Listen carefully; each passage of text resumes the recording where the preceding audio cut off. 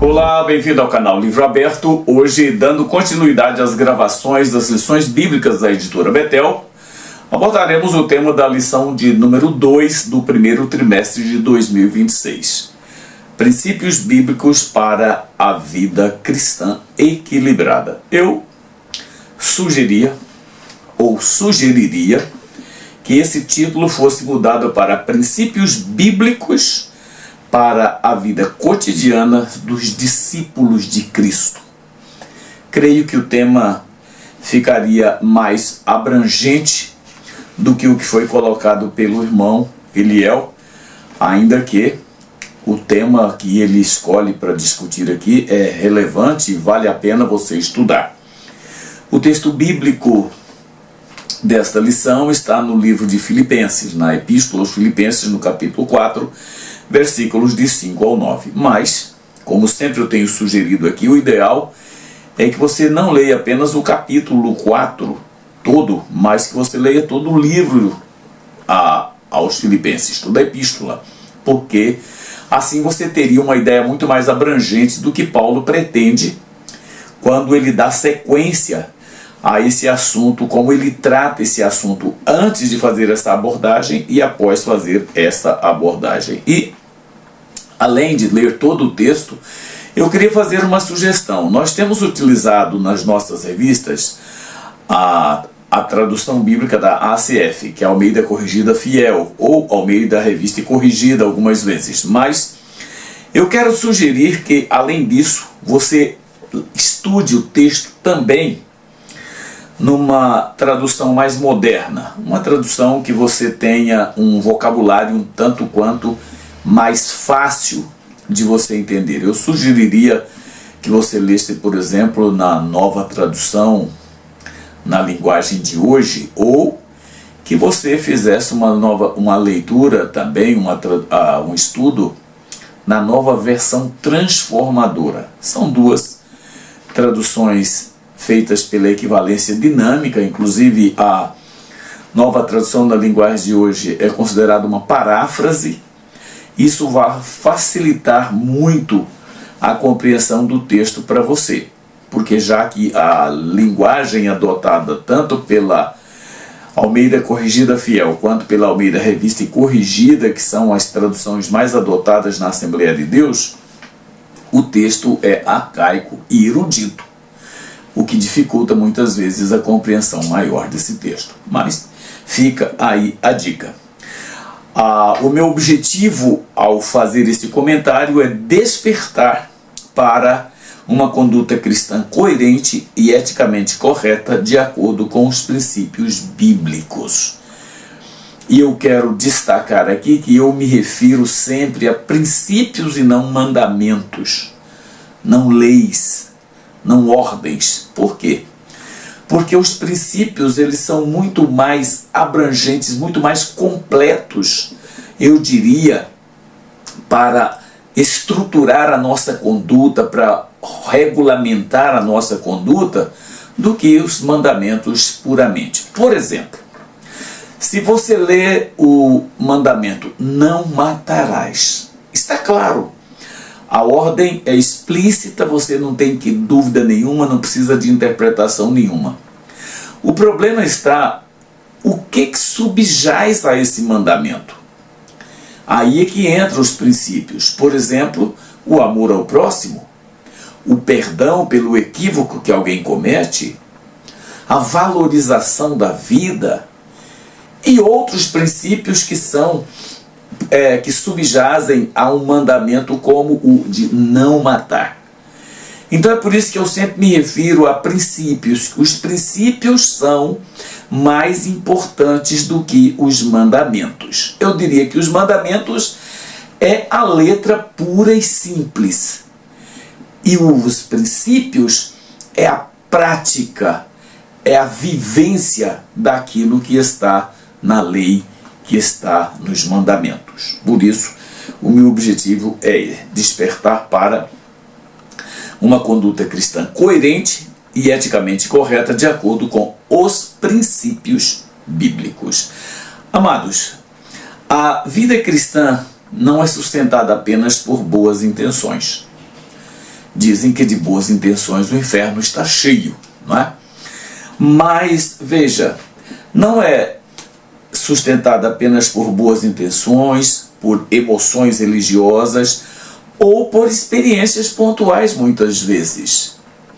Há pessoas que, por exemplo, acham que o culto só foi bom quando ela sente aquela coisa quase que um êxtase espiritual, em que ela treme, fala línguas estranhas e é capaz de bradar muita coisa. Não, às vezes não é isso.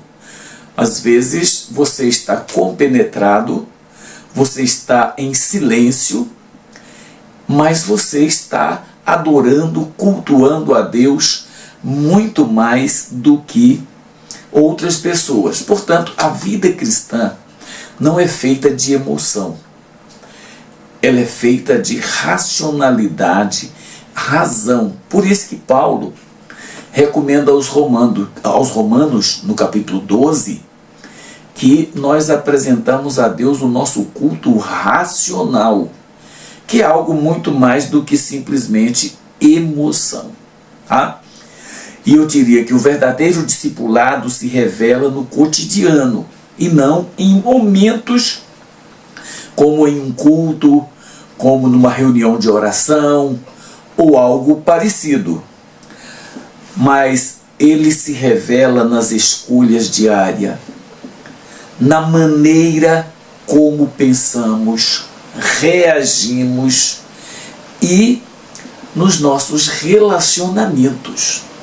A vida cristã, ela não é uma coisa que a gente compartimentaliza. Aqui vou ser espiritual, aqui eu vou ser normal, aqui eu vou ser humano, aqui eu vou ser isso, aqui eu vou... Não, a vida cristã é uma só. Desde o momento em que você se levanta pela manhã, até o momento em que você se deita à noite, todo esse intervalo de tempo é momento de você demonstrar a sua conduta cristã, a sua vida cristã. Então, e é exatamente isso que o apóstolo Paulo ensina aos filipenses. Por isso que eu sugeri que você leia toda a epístola que ele escreveu. A fé cristã, para Paulo, precisa se traduzir em um modo de viver coerente com o Evangelho. Veja, no capítulo 1, versículo 27, a parte A do versículo, diz assim, olha: tão somente portai-vos por modo digno do Evangelho de Cristo. Portar-se significa você fazer tudo, desde o momento que você se levanta, como eu disse, até o momento que você se deita.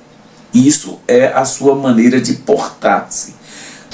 E, portanto, nessa lição, nós vamos ver que os princípios para uma vida cristã saudável estão fortemente ancorados na palavra de Deus, a Bíblia, e são vivificados pela ação do Espírito Santo agindo em nós, agindo por nós. É importante, portanto, conhecer os princípios bíblicos e é indispensável você conhecê-los, mas principalmente você precisa vivê-los. E é isso que nós precisamos entender. Essa lição de hoje, princípios bíblicos para uma vida na presença de Deus, precisa nos fazer refletir que tipo de conduta estamos tendo. Que tipo de comportamento nós estamos colocando em prática no dia a dia, enquanto cristãos, enquanto servos de Deus. Esqueça a placa da sua igreja. Esqueça as formalidades que você pratica como cristão. Mas viva o cristianismo intensamente, diariamente, sem nenhuma restrição. É isso que nós precisamos. Aliás, é isso que está faltando dentro das nossas igrejas. cristãos que praticam o Evangelho e não cristãos que falam do Evangelho e não cristãos que conhecem o Evangelho. Nós precisamos viver de acordo com o Evangelho. Só assim podemos crescer espiritualmente, fortalecer a igreja, glorificar a Deus em todas as áreas das nossas vidas. Olha, você precisa colocar Deus em primeiro lugar no seu trabalho, nos seus estudos universitários, nas suas atitudes familiares, nas suas atitudes como membro da sua igreja. Nós não podemos, como eu disse, ficar fragmentando nossa vida e dando prioridades a certos momentos e nos outros nós simplesmente levamos a vida como todo mundo leva. Esse não é o padrão bíblico que nós devemos colocar em prática. Os princípios bíblicos para viver coerentemente, corretamente, estão claramente exarados nessa epístola tão maravilhosa que Paulo escreveu. Esta epístola é uma das epístolas tidas como epístola da prisão. Portanto, Paulo, ao escrevê-la, estava preso. E o seu ensino soa como uma advertência tão severa, como a de um pai que está prestes a deixar seus filhos e quer que eles tenham melhor conduta enquanto ele estiver ausente. Veja aqui, Paulo começa tratando da atitude interior do cristão, pois o modo de viver sempre nasce daquilo que governa o coração e a mente. Veja, primeiro devemos estudar a palavra e meditar nela diariamente. Irmãos, eu não gosto de sugerir que os crentes leiam a Bíblia. A leitura nem sempre ela nos conduz a um aprendizado mais profundo da palavra. Por exemplo, quando lemos o Antigo Testamento, dificilmente nós identificamos Cristo em cada livro, de Gênesis até Malaquias. Vemos ele aqui e ali, às vezes em um tipo, às vezes em uma citação, mas nós não percebemos como ele preenche todo o Antigo Testamento. Por isso, eu sempre gosto de dizer que o cristão precisa estudar a Bíblia. O estudo ele é mais profundo. O estudo ele é mais abrangente. O estudo ele exige pesquisa, ele exige meditação, ele exige aprofundamento nos temas que você quer discutir. Veja, portanto, a vida cristã coerente começa com uma mente instruída nas Escrituras. Irmãos, nós precisamos entender uma coisa: não devemos estudar a Bíblia para tomar conhecimento de informações, de normas, de lei, de ordens, de informações outras quaisquer que sejam. Precisamos estudar a Bíblia para ver se a nossa conduta está de acordo com os seus ensinos, se o nosso comportamento reflete aquilo que Deus está orientando o seu povo. Isso é diferente de você ler a Bíblia. Eu, por exemplo, em 1999, em um prazo de 3 meses, pouco mais do que isso, eu li a Bíblia e li mais 36 livros, não pequenos, não bolsa-livros, mas livros densos, maiores. Eu li 36, porque eu queria apenas entender um assunto na Bíblia. E eu estudei isso com muito empenho, com muita dedicação. Mas esse tipo de estudo em que você lê a Bíblia num período tão curto, em que você fica procurando coisas e coisas, ele não é um estudo que edifica você espiritualmente, que te faz crescer espiritualmente. Ele te informa. Por exemplo, quando eu fiz a leitura da Bíblia naquele período, a única coisa que me interessava naquela leitura era destacar os textos que falassem sobre satanismo dentro da Bíblia. Isso eu fiz. Mas e o que isso representou para a minha vida? É isso que eu preciso saber. Ao estudar a Bíblia, eu preciso não somente perguntar o que aquele texto exige de mim, ou o que ele me proíbe fazer. Eu preciso olhar para dentro desse texto e me colocar ali, dentro dele, como um discípulo de Cristo. Não há, irmãos, maturidade espiritual sem contato constante com a palavra de Deus, a Bíblia. É por isso que nós, os cristãos, hoje somos tão superficiais, porque não estudamos a Bíblia com a profundidade que ela precisa ser estudada. Há muitos cristãos hoje que andam com a Bíblia nos seus celulares. Sabe, eu acho que os aplicativos de Bíblias nos celulares, nos tablets ou em outros meios até ajudam em certos momentos. Mas não é o ideal para você como cristão estudar a palavra de Deus. Você precisa da Bíblia impressa. Você precisa estudá-la, você precisa anotar, você precisa aprofundar. E um aplicativo no seu celular, por exemplo, dificilmente vai dar para você fazer isso. Veja, meditar na palavra de Deus não é apenas lê-la, mas refletir, internalizar e permitir que ela molde nossas decisões, valores e atitudes.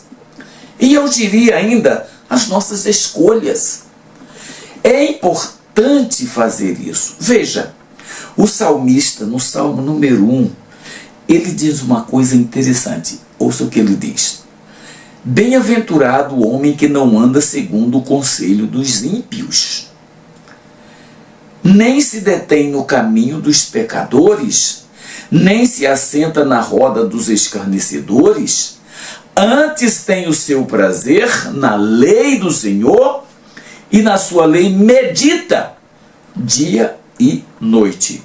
Pois será como árvore plantada junto a ribeiros de águas, a qual dá seu fruto no seu tempo, e suas folhas não cairão. E escute isso. E tudo quanto fizer prosperará. A observância da palavra, a meditação na palavra, faz com que aquilo que vamos realizar seja realizado com mais êxito. Aqueles que negligenciam o estudo da Bíblia e a meditação nela correm o risco de viver guiados por sentimentos, opiniões pessoais ou pressões culturais, o que é bem pior, e não pela vontade de Deus, pela palavra de Deus. Hoje eu li uma frase que eu achei interessante e eu a parafraseei. Eu não copiei literalmente como ela está, mas eu a parafraseei assim: cuidado, vida cristã sem estudo e meditação na palavra gera caos espiritual. Entendeu isso? Tá? Vida cristã sem estudo e meditação na palavra gera caos espiritual. E é isso que nós estamos hoje vendo nas nossas igrejas. Segunda coisa que você precisa: você deve amar as pessoas que estão próximas a você. Amar como expressão de fé que você tem. Veja, Paulo, escrevendo aos Filipenses, ele exorta: seja a vossa moderação. A palavra moderação aqui, ela tem o mesmo sentido de equidade, por exemplo, conhecida por todos. Essa moderação ou essa equidade, aponta para uma postura equilibrada e amorosa no trato com as pessoas. Nós vivemos numa fase de pessoas egoístas, de pessoas arrogantes, de pessoas que se acham melhores do que os outros, e isso entre nós, os crentes, dentro de uma igreja. Porque se as pessoas lá de fora tivessem essas condutas, não teria problema. Afinal de contas, não é lá o nosso convívio, mas isso acontece dentro das próprias igrejas. A NVT, ela traduz esse texto assim, olha: que todos vejam que vocês são amáveis em tudo que fazem. Percebe? É bem mais tranquila a tradução, é bem mais fácil de você entender. Na vida cristã, o amor ao próximo não é uma opção, irmãos. Amar as pessoas que estão ao nosso lado, ou aqueles que estão distantes, mas que os conhecemos, é evidência concreta da fé cristã correta e da maturidade espiritual. Se nós não amamos as pessoas com quem convivemos na igreja, essa é uma característica que nos afasta completamente do ideal cristão, do padrão de uma conduta cristã. Amar ao próximo, irmãos, implica paciência, renúncia, perdão e disposição para servir. E mesmo quando isso custa algo para nós, nós precisamos fazer isso. E oferecer para Deus, então, é muito mais importante que nós ofereçamos aquilo que seja caro, difícil para nós. Como Davi disse ao seu amigo Araúna, lá em 2 Samuel, capítulo 24. Porém, o rei disse a Araúna: não, mas por preço justo comprarei, porque não oferecerei ao Senhor meu Deus holocaustos que não me custem nada. Se você, para servir a Deus, para fazer as coisas para Deus, você só faz aquilo que sobra, aquilo que não tem valor para você, aquilo que está restando, que tipo de cristianismo é esse? Precisamos oferecer aquilo que nos é precioso, que é caro para nós. E eu não estou falando aqui nem de dízimo, nem de oferta. Eu estou falando de conduta, de comportamentos, de atitudes, de escolhas que fazemos quando estamos com as pessoas. Isso é importante. Mas infelizmente muitas pessoas acham que se ela der um dízimo na igreja, se ela ofertar na igreja, ela não precisa fazer mais nada enquanto cristão, enquanto membro daquela igreja. Isso é um equívoco terrível. Isso é um erro absurdo. Nós precisamos muito mais do que dizimar e ofertar. Precisamos dar nossas vidas. Precisamos dar aquilo que temos de mais precioso para servir a obra de Deus. Terceiro, nós precisamos viver de acordo com a transformação operada pelo Espírito Santo em nós. 2 Coríntios 5,17. Quem está em Cristo é nova criatura. Paulo diz aos Romanos que a graça de Deus, que o Espírito Santo de Deus, ele nos regenera. E não há meio de sermos cristãos sem experimentarmos essa regeneração. Essa mudança que o Espírito Santo opera em nossas vidas. Estar na casa de Deus, servindo a Deus, sem ter uma vida transformada, eu diria, irmãos, é perda de tempo. Quem faz isso será com certeza uma daquelas pessoas que vão dizer um dia na presença de Deus: Senhor, mas em teu nome fizemos isto ou aquilo. E ele vai dizer: não vos conheço. porque essa não é uma conduta cristã ideal. Paulo associa vida equilibrada à confiança em Deus. Em vez de ansiedade, oração. Em vez de inquietação, paz. Irmãos, o que existe de gente dentro das igrejas fazendo terapia, ocupando consultórios de psicólogos e psiquiatras, tomando medicação para dormir, tomando remédio para isso e para aquilo. É um absurdo.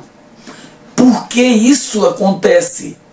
Porque as nossas vidas não estão de acordo com a palavra de Deus. Você pode me chamar de exagerado, de qualquer outra coisa, achar que eu sou muito rigoroso no meu julgamento. Não, isso é a palavra de Deus que diz. Nós precisamos ter cuidado com isso. Essa transformação não é fruto de esforço humano, isolado, mas da ação contínua do Espírito Santo na vida do crente. Amados, um momento que nós nos afastemos da presença de Deus, podemos ser tragados pelo mundo, pelo pecado, pela tentação e por tantas outras coisas. Portanto, precisamos ter cuidado com isso. O Espírito Santo aplica a palavra ao coração, ajusta atitudes e produz uma vida que glorifica a Deus de dentro para fora. Sabe o que é isso? Isso é regeneração. É novo nascimento. É conduta que será transformada porque de dentro para fora nós mudamos. Qual é o padrão bíblico para a vida, portanto, do discípulo? Olha só que coisa interessante que Paulo fala no versículo 8 do capítulo 4 de Filipenses. Ele diz: quanto ao mais, tudo que é verdadeiro, tudo que é honesto, tudo que é justo, tudo que é puro, tudo que é amável, tudo que é de boa fama, e se há alguma virtude, e se há algum louvor, nisso pensai. Irmãos, veja isso. Depois de tratar da disposição interior do cristão, seu coração como centro da vontade, afetos e fé, Paulo enfatiza a necessidade de ordenar também o pensamento, mostrando que a fé cristã exige uma mente moldada pela palavra de Deus. Por isso que precisamos ter cuidado, ser vigilantes. O próprio Senhor Jesus nos advertiu, dizendo: vigiem. Ele diz: o espírito está preparado, mas a carne é fraca. Vigiem, portanto. É isso que precisamos fazer. E o que devemos fazer? Prontamente. Primeiro, cultivar um caráter puro. Isso é muito importante. Paulo orienta os crentes a pensarem no que é verdadeiro, honesto, justo e puro. Irmãos, isso é ter uma conduta correta. É pensar no que é bom. Olha, veja uma coisa. Pensamentos moldam atitudes. Atitudes constroem hábitos. E hábitos revelam. E a luz da graça de Deus transforma o caráter moral do cristão. É muito importante, irmãos, que nós tenhamos o cuidado ao estudar a palavra, vermos como está a nossa conduta dentro dela.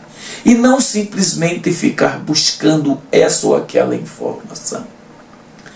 É interessante fazermos isso.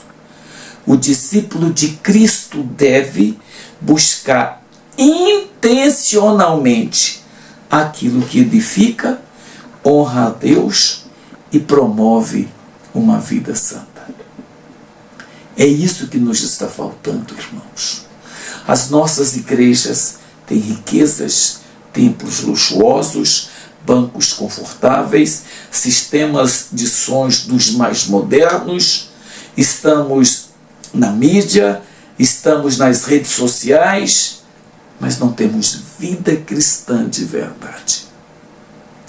Isso é tão grave, irmãos, isso é tão grave, que eu te desafio a se dedicar a assistir os vídeos, por exemplo, do YouTube ou do Instagram, de pregações que são feitas nas nossas igrejas hoje. Você pode escolher, eu diria, escolha 10 dos principais pregadores das redes sociais, seja o YouTube, seja o Instagram, seja outro meio qualquer. E você veja quantas mensagens durante um mês esses pregadores farão orientando pessoas não cristãs, pregando o evangelho para quem não é cristão.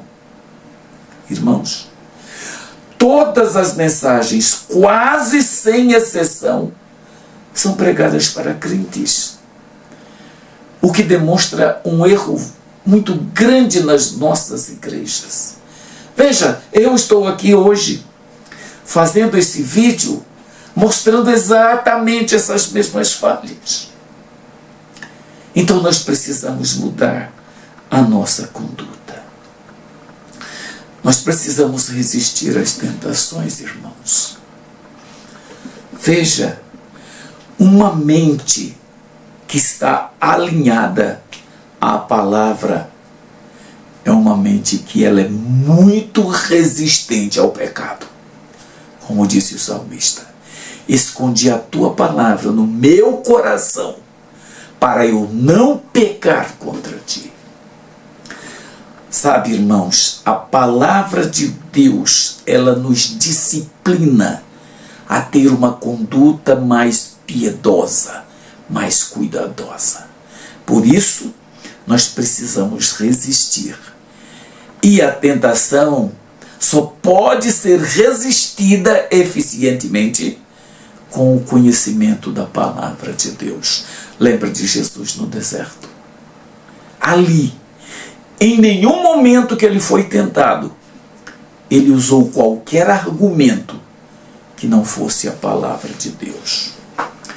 Quando o cristão disciplina seus pensamentos, torna-se mais preparado para resistir às tentações que certamente vão te assediar no dia a dia.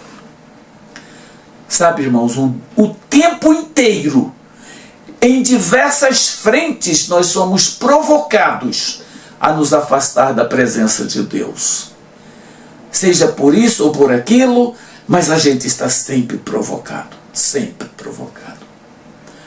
É interessante que a gente tem uma lista de pecados que a gente foge deles como o diabo foge da cruz.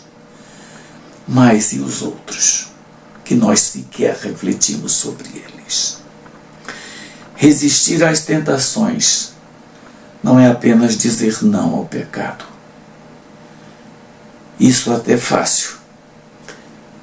Mas é dizer sim para aquilo que agrada a Deus.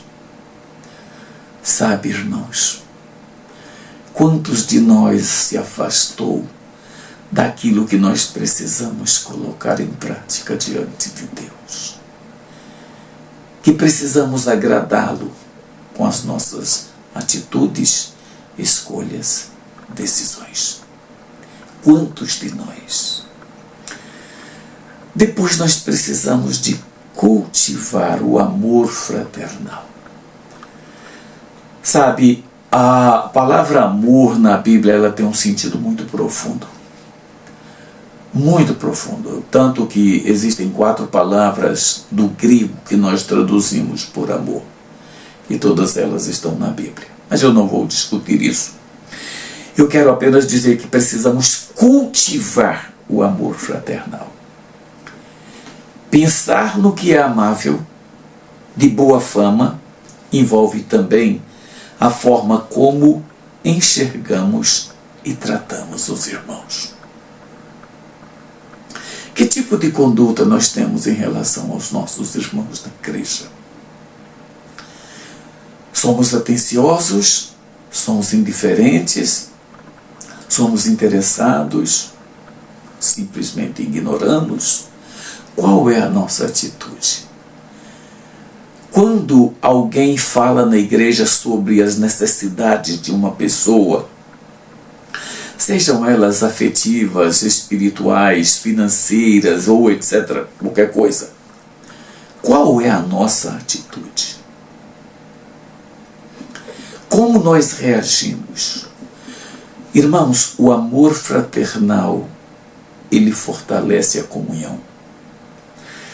Ele promove unidade e testemunha do Evangelho. Eu já disse várias vezes que hoje, aqueles que estão lá fora da igreja, eles estão cansados de ouvir o Evangelho. Sabe o que eles precisam? Ver o Evangelho. Eu e você podemos ganhar pessoas para Cristo em silêncio, sem dizer uma palavra. É isso que nós precisamos. É isso que nós precisamos fazer. Uma igreja espiritualmente saudável é formada por discípulos que escolhem amar, perdoar e caminhar juntos. Ninguém corre, ninguém quer chegar na frente. É aquele princípio filosófico que existe entre algumas comunidades africanas, que eles chamam de Ubuntu. Que não há competição, mas todos querem chegar juntos, todos querem estar juntos. Todos se ajudam. É isso que nós precisamos. E a vida cristã como testemunho? Olha o que Paulo diz no versículo 9 do capítulo 4. Continue a praticar tudo o que aprenderam e receberam de mim, tudo o que ouviram de mim e me viram fazer. Então, o Deus de paz estará com vocês. Glória a Deus. Eu fiz uma leitura na versão NVT, Nova Versão Transformadora. Veja que o nosso testemunho, amados, ele é dado com vida. Ele é dado por nossas atitudes, nossas escolhas, e não por nossas palavras. Paulo encerra apontando para a prática visível da fé. Se nós fizermos isso, as pessoas verão o cristianismo de verdade. O cristianismo não é apenas teoria, mas vida vivida diante de Deus, vida vivida diante das pessoas, na nossa comunidade, no nosso bairro, na nossa rua, no nosso prédio, no nosso condomínio, no nosso ambiente de trabalho. É isso que nós precisamos. Nós precisamos viver em paz com todos. A paz de Deus governa o coração do discípulo e se reflete nos relacionamentos. Sabe, há pessoas que são amáveis, há pessoas que fazem questão de viver bem com tudo, que são tolerantes, pacientes, prontas para perdoar. Nós todos deveríamos ter essas características. Porque viver em paz com todos nem sempre significa ausência de conflitos, divergências. Mas você, diante disso, você pode ter uma postura pacificadora, humilde e madura, principalmente, diante das diferenças. Irmãos, nem sempre as pessoas que nos contestam querem simplesmente nos superar. E nós, às vezes, encaramos essas pessoas como adversários, como inimigos até. Adversários, tudo bem, mas inimigos. Sabe, irmãos, ser adversário, discutir ideias é uma coisa, ser inimigo é outra totalmente diferente. O discípulo busca a paz sem abrir mão da verdade, confiando que Deus age mesmo em situações difíceis. E depois nós precisamos ter uma vida, irmãos, uma vida vitoriosa em Cristo. Veja, a verdadeira vitória cristã não está, como eu disse, na ausência de lutas, mas na fidelidade a Deus, no meio delas. E um exemplo que eu acho muito interessante na Bíblia é o caso de Mesaque, Sadraque e Abednego, quando são jogados na fornalha por não quererem adorar a estátua do rei. Eu acho interessante que Deus não os livra da fornalha, Deus entra com eles. Sabe, quando nós estamos prontos para servir, Deus não nos livra dos problemas, mas Ele está conosco durante a passagem por eles. Nós, os discípulos, venceremos quando permanecermos firmes, confiantes e obedientes, mesmo diante das adversidades. Por quê? Porque Cristo é a fonte da nossa vitória. E outra coisa que precisamos, irmãos, é viver como verdadeiros adoradores. Não da boca para fora. Não com essas músicas triunfalistas que se cantam na igreja hoje. Eu tinha um pastor amigo que infelizmente já se foi. E ele era muito franco naquilo que ele falava. Um homem de Deus. E ele disse um dia para a gente numa roda de pastores, ele conversando, ele disse assim, olha, na maioria dos hinos que se cantam na igreja, eu dou glória a Deus. Quando param. Sabe, irmãos, aquilo me fez, eu levei um choque quando ele disse aquilo, porque eu falei, meu Deus, como é que pode? Eu disse, pastor, o que significa isso? Como é que o senhor dá glória a Deus quando o hino para? Ele disse, Jacildo, porque muitas vezes nós não cantamos para adorar a Deus, para glorificá-lo. Nós cantamos para outras coisas. E eu glorifico a Deus porque aquilo parou. Infelizmente é uma verdade, irmãos. Infelizmente. A vida cristã, ela deve ser um ato contínuo de adoração. Aliás, adorar a Deus é a nossa principal missão na terra. Não é evangelismo, não é construir igreja, não é fundar igreja, não é fazer missões, não é nada disso. A nossa principal função é adorar a Deus. Podemos adorar com a voz, com as nossas atitudes, com o nosso corpo, enfim, podemos adorar e devemos adorar a Deus. Adorar não se limita ao culto, mas envolve viver de modo que Deus seja honrado em palavras, atitudes, escolhas e decisões. Tudo que você faz glorifica a Deus. Tudo que você faz é um ato verdadeiro de adoração a Deus. Ou você faz as coisas por conveniência. Ou você, como eu disse, compartimentaliza a sua vida dizendo, isso aqui quem manda sou eu, isso aqui quem manda é Deus. Nós precisamos parar com isso.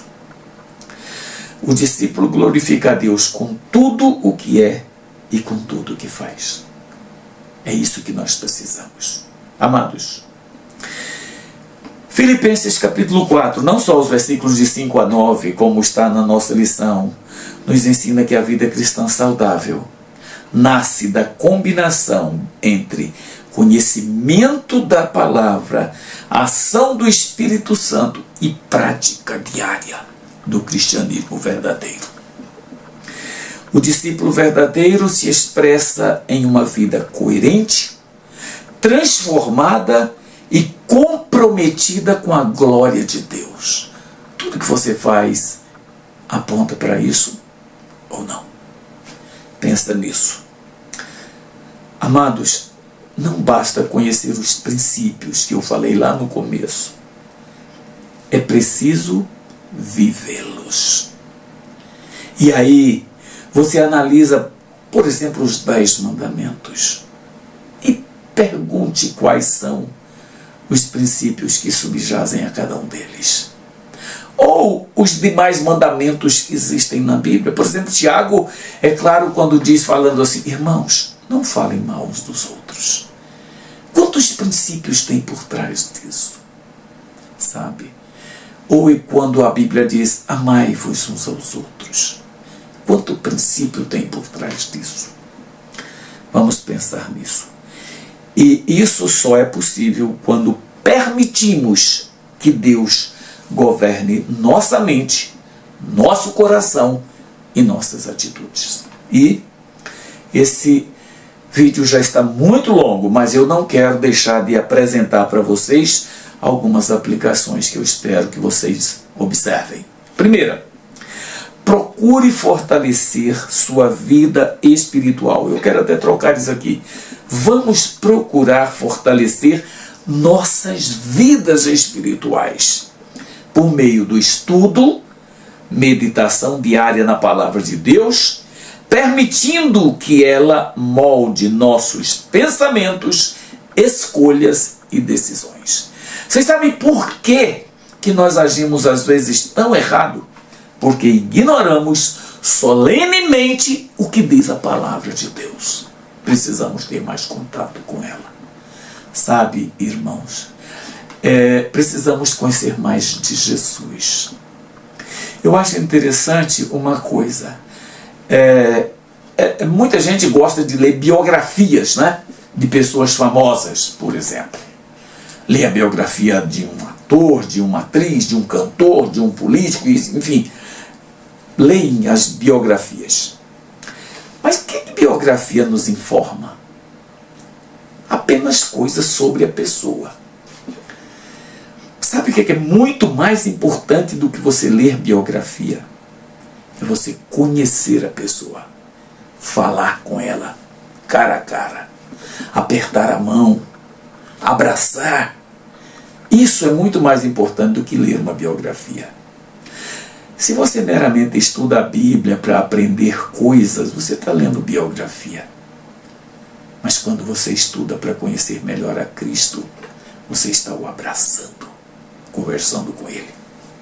Segundo, viva de maneira sincera o amor cristão de forma intencional. Faça isso de propósito. Especialmente naqueles relacionamentos mais difíceis. Quando a pessoa age sempre de forma errada. Como a gente fala, faz de propósito para me provocar. É aí que nós precisamos agir de maneira sincera. Terceiro, procure substituir a ansiedade pela oração. Se eu tivesse tempo aqui para falar da importância da oração nas nossas vidas, seria interessante. Veja, amados, nós precisamos confiar que a paz de Deus guarda a nossa mente e os nossos corações. 4. Tenha cuidado com aquilo que você permite ocupar seus pensamentos. É interessante, né? O Tiago, ele diz que nós pecamos quando somos atraídos e envolvidos com aquilo.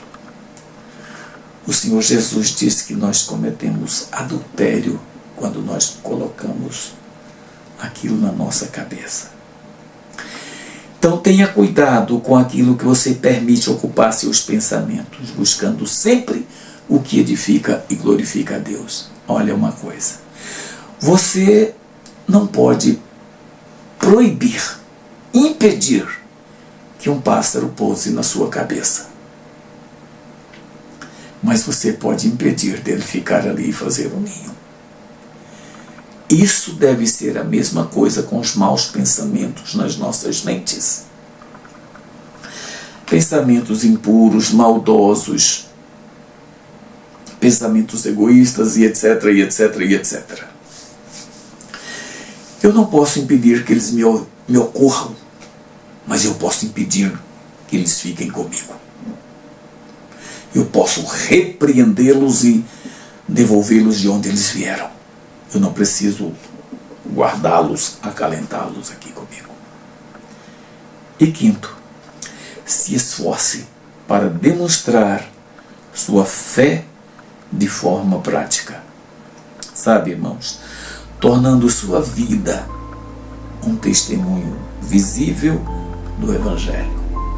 Isso é um verdadeiro discípulo de Cristo. Que o Senhor te abençoe. Até a nossa próxima lição, se Deus quiser.